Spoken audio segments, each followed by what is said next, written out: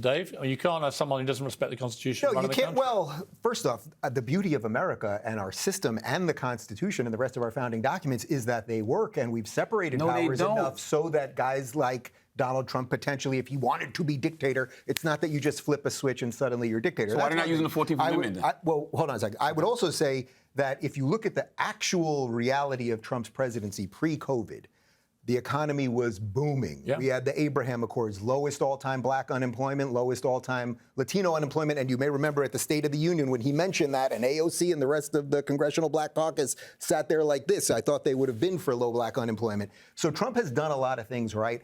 And I'm saying this as somebody that wasn't even supporting him 3 days ago. I mean, I'm a DeSantis guy. I moved to Florida because Jamie Dimon, to be fair, look, to be clear, he's not a big Trump supporter. Yeah, but there's reality. He's locked horns with Trump a few times. He's donated to the Democrats, right? It's not, and Trump has rubbished him in public about doing business in China. So it's not like he's a diehard Trumper himself. He just made the point, which I think is right, which is if you just abuse everyone that votes for him, you are basically committing an act of self-harm. What I would recommend anyone do as this election keeps going is as the rallies start again, and I did not vote for Trump in 2016. I did vote for him the first time, but the second time. And one of the reasons that I ended up doing it was one day in LA, I happened to drive by a rally and I was like, you know what, let me just go in there and see what's going on.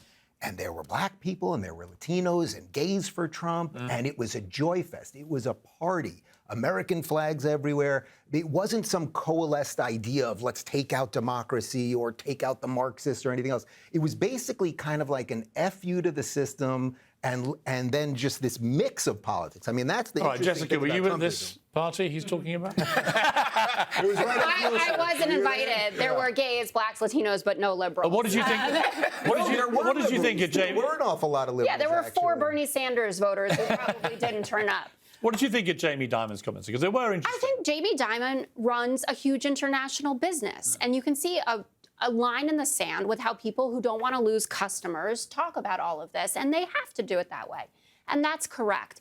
But as someone who spends my time in conservative media with people who vehemently disagree with me, I've had it up to here. If I could clutch my pearls any harder, you know, whatever it is. They try to say that liberals talk the same way about conservatives that conservatives talk about liberals. If Donald Trump wins the presidency again, you will have a president who calls more than half the country, 81 million voted for Joe Biden, 74 million for Trump, calls us thugs, pedophiles, communists, Marxists, anti-Americans, traitors. I'm not being welcomed into any sort of I have a question. I have a there. question for you, which I asked Charlemagne yesterday. How many immigrants did Barack Obama deport in 8 years? He's the deporter-in-chief, and I've said it. Do you know how many it is? 3 million. 2 million. He only knows because I told him. He hadn't got on Scooby yesterday. I thought it was only 2. It's over 3 million. It was the greatest number pro rata of any president in history. Yes, and he it was did the not hurt him with deporter-in-chief. Latino voters. I say it all the time on the 5.